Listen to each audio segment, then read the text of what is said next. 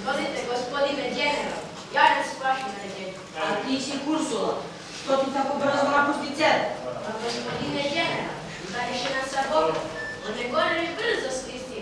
Ja sam ih već potera strajanje, ali taj puk, to dođe do Lina Ležnice, najviđe.